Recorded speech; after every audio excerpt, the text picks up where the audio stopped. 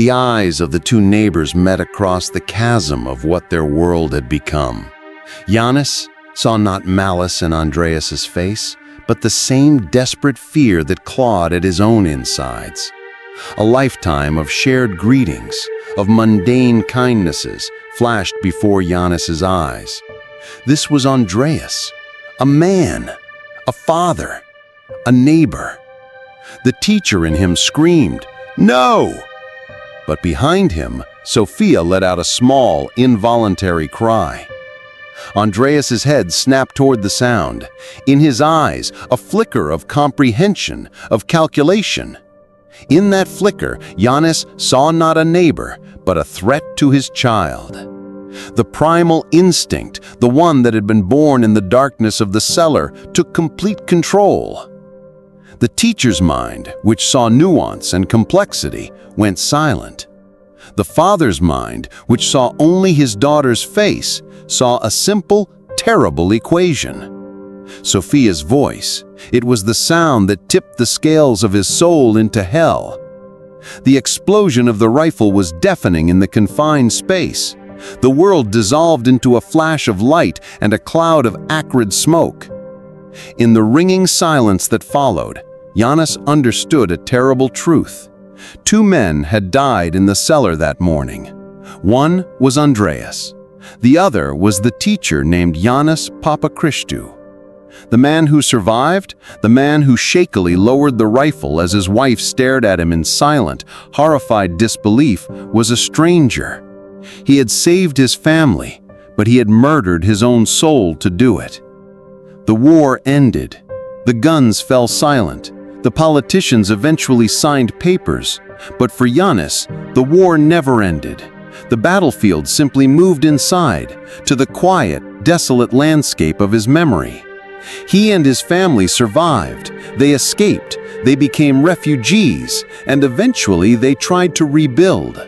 But the man who had taught children about hope was now a hollow echo of himself. He never returned to a classroom. How could he? How could he stand before a new generation of children and speak of virtue and peace when his own hands felt so irredeemably stained? How could he write hope on a blackboard when the word now tasted like ash and gunpowder in his mouth? The sight of chalk would make his hands tremble. The sound of a child's laughter would sometimes bring tears to his eyes, tears for a world he had lost and an innocence he had personally executed. Years later, an old man with haunted eyes would sometimes sit alone, staring at his hands as if they belonged to someone else. They were the hands of a killer and the hands of a savior, and he could no longer tell them apart. He had won the most important battle of his life. He had saved his daughter, but in doing so, he had lost the war for his own humanity. The greatest tragedy of war is not always in the bodies it leaves behind on the battlefield. It is in the souls it hollows out, the spirits it leaves to wander the earth, alive but never truly living again. Yannis was a survivor, but he would spend the rest of his life wondering if what he had saved was worth what he had lost. It was a question to which he would never find an answer, whispered endlessly in the profound, unending silence that followed the echo of a single gunshot. Before he unlatched the door, his eyes fell upon it. Hanging on two iron hooks on the cellar wall was his father's old hunting rifle. It had been there for decades, a dormant relic of a past he had never embraced. He had always seen it as a symbol of crude violence, a stark contrast to his world of words and ideas. Now, as he reached for it, his hands trembling, the cold, heavy steel felt like both a sacrilege and a sacrament. As his fingers, a teacher's fingers, accustomed to the soft dust of chalk, wrapped around the wooden stock, he felt a profound and irreversible shift within himself. He was crossing a threshold from which there could be no return. The weight of the gun in his hands was the weight of a soul being surrendered. He was no longer just Yannis the teacher. He was Yannis, the father, the protector, and he was armed. He thought there might be supplies in the house of a neighbor who he knew had fled at the first sign of trouble. Moving under the cloak of a moonless night, he slipped out of the cellar. The village he knew was gone. In its place was a skeletal ruin, a ghost town haunted by the specter of violence. Every shadow seemed to coalesce into a threat. Every gust of wind sounded like a whispered warning. Every crunch of debris under his feet was a gunshot in the deafening silence. This was a hostile, alien landscape, and he was a trespasser in the ruins of his own life. It was then that he heard it, a sound that froze the blood in his veins. Footsteps, slow, deliberate, and moving unmistakably toward his own house, toward the cellar where his wife and daughter were hiding. It was a sound that would change everything. Panic, cold and sharp, seized him. He scrambled back to the cellar, his heart hammering against his ribs. He slipped inside, bolting the door just as Eleni looked at him, her face a mask of pure terror. She pointed a trembling finger toward the door. The footsteps were right outside now. Then came a new sound, the splintering of wood as someone tried to pry the door open. Yannis raised the rifle. The world narrowed to the small metal sight at the end of the barrel. His mind was a maelstrom of conflicting thoughts. The faces of his students filled with trust and admiration, and then a tiny, terrified whisper from the darkness behind him. "Papa, I'm scared." Sophia's voice. It was the fulcrum on which his world turned. The cellar door creaked open, a sliver of gray pre-dawn light cutting through the darkness. A silhouette appeared, stooped and holding a crowbar. For a heartbeat, Yannis's mind refused to process what his eyes were seeing. This was not a soldier, it was not a stranger, it was Andreas, his neighbor from across the street. Andreas, with whom he had shared countless cups of coffee, whose children played with Sophia. Perhaps he was searching for food for his own family. Perhaps he had joined one of the armed militias. In that singular, eternal moment, it didn't matter. Andreas had seen them, and in the brutal new language of this war, to be seen was to be a liability. To be discovered was to be condemned. One morning, the symphony was shattered. The children's laughter was not replaced but devoured by a sound that did not belong. It was a monstrous, metallic shriek that ripped through the placid blue sky. Fighter jets, silver predators against the azure canvas, tore overhead, their sonic booms shaking the very stones of the schoolhouse and rattling the teeth in one's head.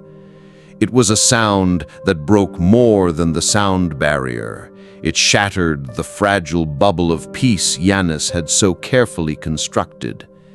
In that moment, he saw the future he had been writing on the blackboard being violently erased by an invisible, brutal hand. This, however, was only the overture. The true cacophony of horror had yet to begin. When war descends upon a village, it does not arrive with a declaration. It arrives as chaos, a thief of logic and a murderer of reason. Yannis's first instinct was not to fight, but to shield.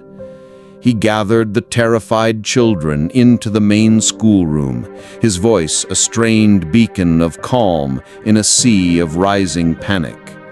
He tried to lead them in a song, a familiar folk tune about shepherds and stars, but their small voices were thin and reedy, drowned out by the percussive, terrifying rhythm of distant explosions that drew nearer with each passing minute.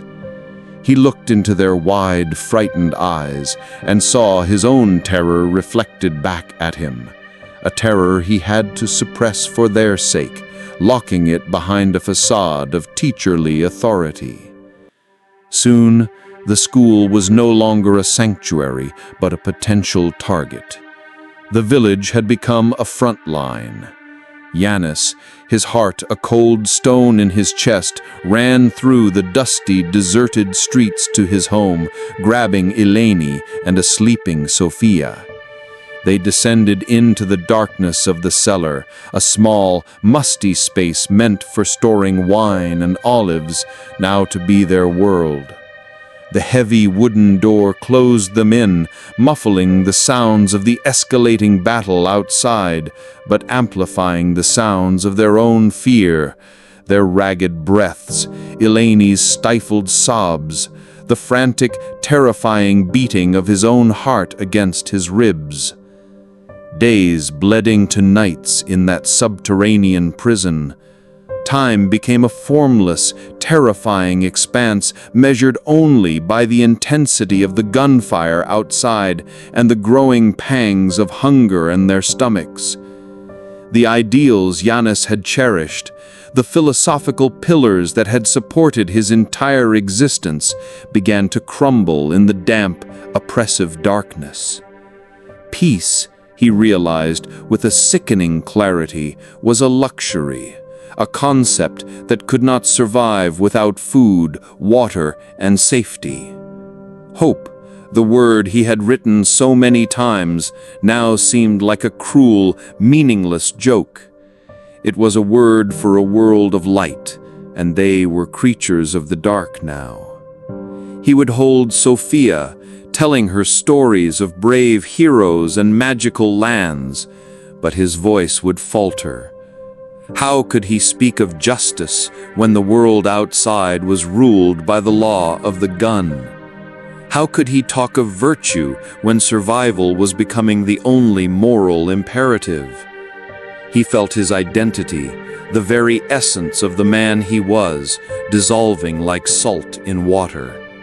The teacher was dying, and in his place a more primal being was being born, one animated by the singular, desperate need to protect his family. The true breaking point came when their last canteen of water was empty and the final piece of stale bread was gone. Sophia's whimpers of thirst were a physical pain in his chest, more agonizing than any wound. He knew they could not stay. He knew he had to go outside. Before the roar of engines tore the sky, before the earth shuddered and the very soul of man was irrevocably wounded, there were other sounds. The world of Yannis Papachistou, in the early honeyed summer of 1974, was a delicate symphony of gentle noises. It was the scrape of chalk against a worn blackboard, the rustle of turning pages in young hands, the bright, cascading laughter of children chasing each other under the shade of ancient olive trees in the schoolyard. It was the distant, rhythmic clang of the blacksmith's hammer and the soft cooing of the doves that nested in the eaves of the village church. Above all, it was his own voice, calm and measured, weaving tales of Socratic wisdom and the timeless virtues, arete, sophrosine, dikaiosine, for the rapt faces of his students, planting seeds of reason in fertile young minds. Yannis was more than a teacher. He was a custodian of ideals on an island where the whispers of conflict were growing steadily, ominously louder. In his small, sun-drenched classroom in a sleepy Cypriot village, he waged a quiet, daily war against the encroaching shadows of hatred. He taught his pupils not just the alphabet and arithmetic, but the profound absurdity of prejudice, the quiet strength found in empathy, and the fragile beauty of coexistence. His blackboard was a sanctuary, a slate where the future could be written in the clean, hopeful lines of chalk. The most common word written there, in elegant Greek letters, was elpida, hope. His own world was a microcosm of this peaceful philosophy. His wife, Eleni, a woman with kindness etched in the corners of her eyes, tended their garden, where the scent of jasmine and ripening lemons hung heavy in the warm air. Their 6-year-old daughter, Sophia, a whirlwind of dark curls and boundless curiosity, was the living embodiment of the future Yannis fought to protect.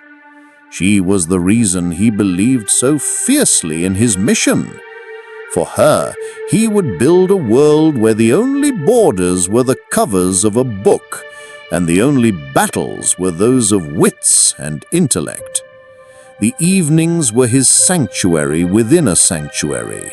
The simple meal of bread, olives, and cheese, the shared stories on their small stone patio as the cicadas sang their nightly chorus.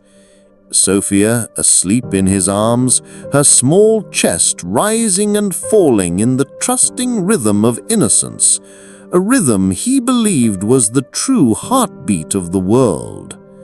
But the island was sick with a fever that no amount of reason could cool. The political tensions that had simmered for years were beginning to boil over.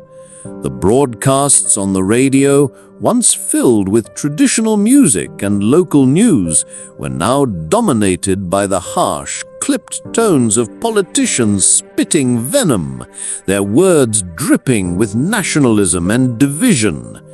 Trust, the invisible thread that held the village together, began to fray.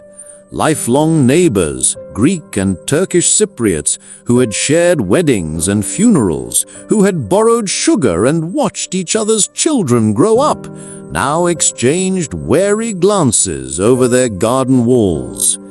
A shadow was falling, long and cold, and though Yannis kept writing hope on his blackboard, he could feel the foundations of his world trembling beneath his feet.